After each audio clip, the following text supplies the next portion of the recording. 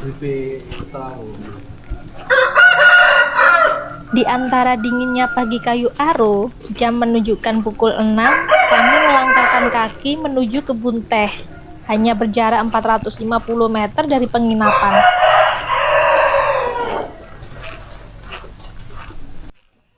Langkah kami hanya ditemani cahaya remang sebelum matahari terbit, dan suara ayam berkokok yang mengisi keheningan pagi. Setelah berjalan sebentar, hamparan kebun teh Kayu Aro dengan Gunung Kerinci berdiri gagah di hadapan kami. Kebun teh Kayu Aro terletak di kaki Gunung Kerinci, memiliki luas sekitar 2.500 hektar, yang merupakan kebun teh tertua di Indonesia, yang sudah ada sejak zaman kolonial Belanda, dan merupakan kebun teh tertinggi kedua di dunia. Sedangkan Gunung Kerinci adalah gunung tertinggi di Sumatera dan gunung berapi tertinggi di Indonesia juga Asia Tenggara. Gunung ini terletak di perbatasan Kabupaten Kerinci dan Kabupaten Solok. Dengan ketinggian 3.805 mdpl, gunung ini juga menjadi batas antara wilayah suku Kerinci dengan etnis Minangkabau dan dikelilingi hutan lebat Taman Nasional Kerinci Seblat yang merupakan habitat harimau Sumatera dan badak Sumatera.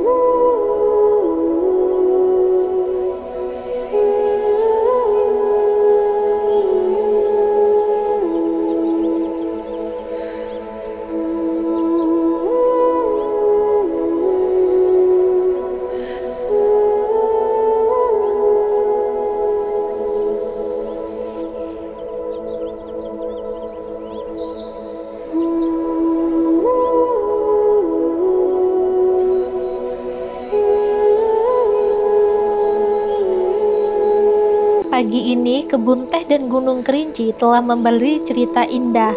Kini langkah kami kembali ke penginapan bersiap melanjutkan perjalanan menuju Padang.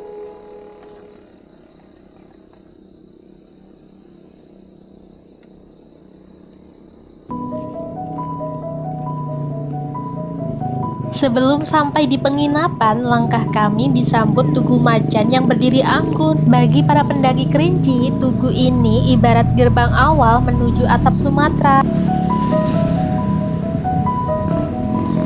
Roti hangat 2000-an. Kami menginap di homestay Keina. Dengan harga 250.000, kami disambut hangat dari pemilik yang ramah dan lokasi yang begitu dekat dengan kebun teh Kayu Aro serta megahnya Gunung Kerinci cukup ditempuh dengan langkah kaki. Dan uniknya, pemilik homestay ini orang Jawa Tengah. Jadi, meskipun beda Jawa, kami bisa ngobrol santai dengan bahasa yang sama. Perjalanan menuju Padang telah menanti. Namun, langkah ini kami awali dengan singgah sejenak di depan persimpangan kebun teh Kayu Aro untuk menikmati seporsi sate Padang dengan pemandangan Gunung Kerinci yang menjadi bekal semangat sebelum menempuh jalan yang panjang.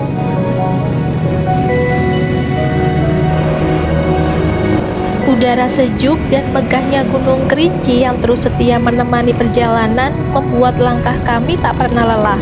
Rasa kagum tak henti-hentinya hadir di setiap pandangan.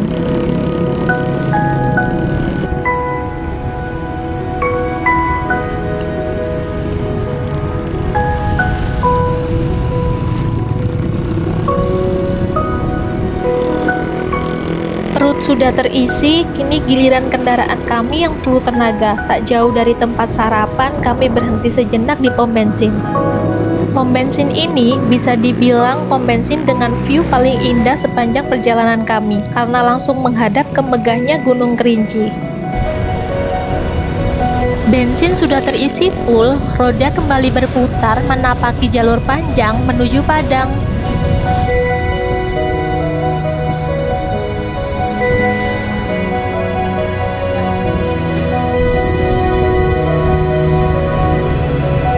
Perjalanan kini membawa kami ke perbatasan, meninggalkan Kabupaten Kerinci, memasuki wilayah Kabupaten Solok Selatan yang masih setia dengan menghadirkan keindahannya.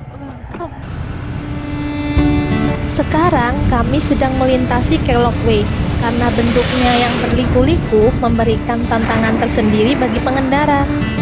Jalan yang menghubungkan Sumatera Barat dan Jambi ini menjadi salah satu rute yang menarik perhatian para wisatawan dan pengendara karena udaranya yang sejuk dan keindahan alamnya menawarkan panorama megahnya Gunung Kerinci serta hamparan hijau di sepanjang jalan.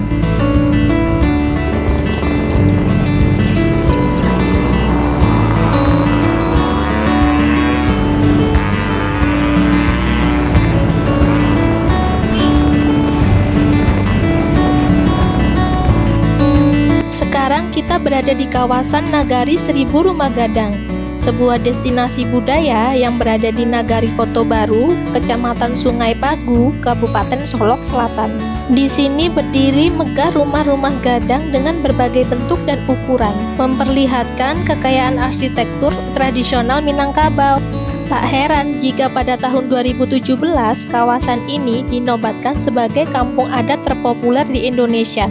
Rasanya seperti melangkah ke masa lalu menyaksikan sejarah dan budaya yang masih terjaga hingga kini.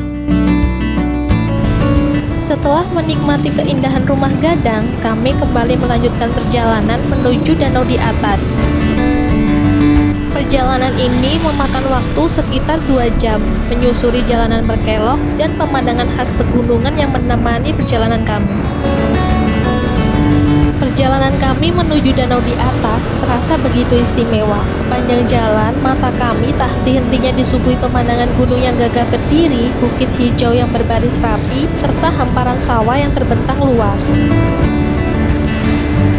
Jalanan yang berkelok seakan menuntun langkah kami semakin dekat dengan keindahan yang menanti di depan. Rasanya setiap tikungan punya cerita, setiap hembusan angin membawa semangat baru untuk harus melangkah.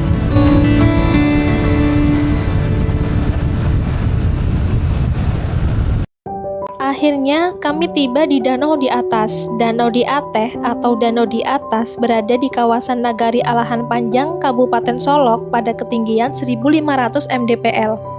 Berdasarkan kepercayaan masyarakat setempat, danau di atas ini merupakan kembaran danau di bawah.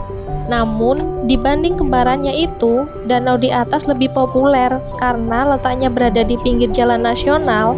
Selain itu, danau ini dikelilingi bukit barisan, rawa, dan dataran rendah.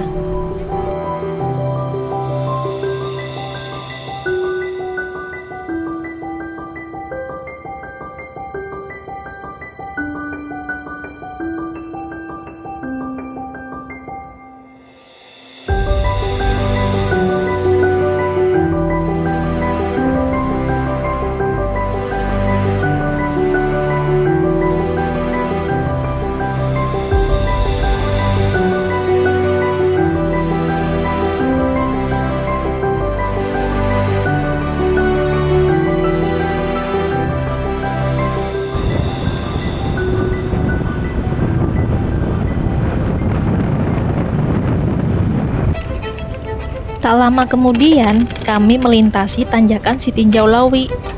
Meskipun memiliki pemandangan yang indah, namun tanjakan Sitinjau Lawi dikenal sebagai jalur ekstrim karena memiliki tikungan tajam di ruas jalan yang menanjak dan curam.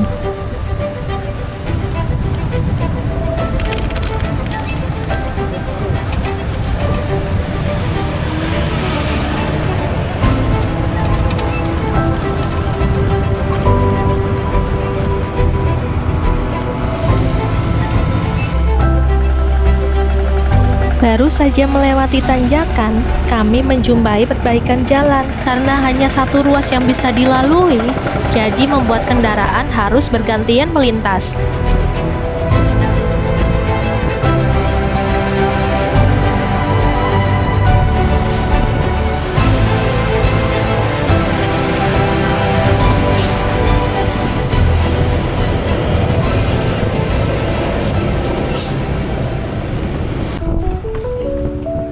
Setelah berhasil menaklukkan tanjakan Sitinjau Lawi, dan menempuh perjalanan yang cukup panjang, akhirnya kami berhenti sejenak untuk singgah di warung makan Randang Rajo-Rajo, salah satu tempat makan yang terkenal di Padang, Sumatera Barat.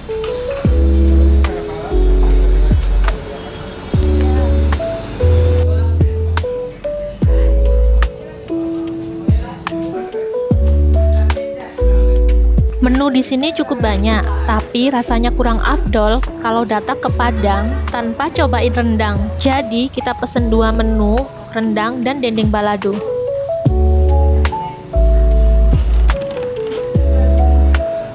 Sayur rebung dan keripik balado yang membedakan dengan masakan Padang yang biasa kami makan di Pulau Jawa. Daging rendang yang padat dan empuk, rasa pedas gurih kaya rempah, warisan nenek moyang lah yang menjadi cerita rasa dari ranah Minang. Tentunya setiap suapan akan menjadi kenangan yang tak terlupakan buat kami. Yang bikin menarik, memasak daging rendangnya di depan, jadi aromanya langsung menyapa kami ketika datang. Rendang dalam bahasa Minangnya yaitu randang, yang berarti merandang atau proses memasak dengan suhu rendah dalam waktu yang lama sekitar 7 jam. Setelah selesai makan, kami pun menuju kasir untuk membayar. Kalau kalian sedang berkunjung ke Padang, jangan lupa mampir ke sini karena rendangnya benar-benar punya cita rasa yang bikin kami rindu untuk kembali. Selesai makan, sebelum menuju penginapan, kami biarkan roda berputar menyusuri kota Padang.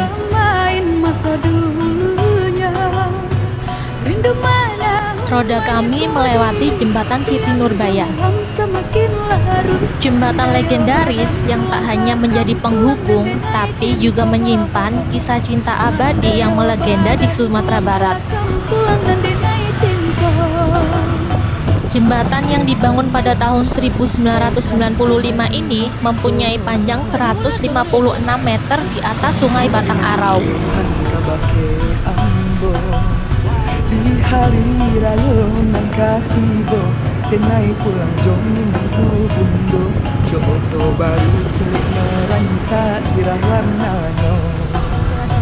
Usai menyeberangi jembatan Siti Nurbaya, kami pun bergerak menuju pantai Padang untuk menikmati indahnya sunset sore hari.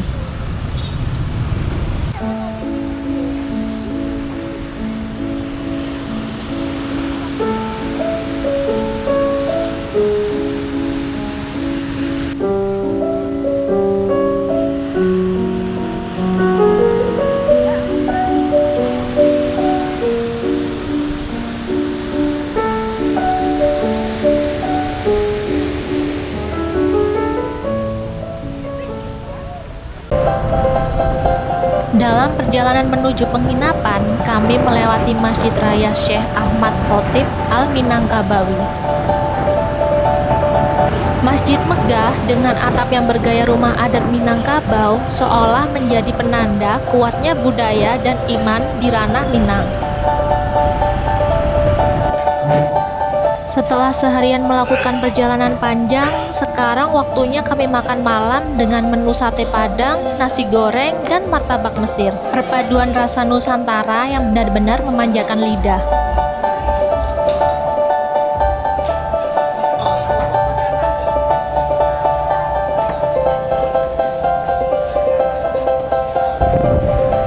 Makan malam menjadi penutup perjalanan kami hari ini. Terima kasih sudah menemani. Saatnya kami istirahat. Sampai jumpa di kisah perjalanan kami esok hari.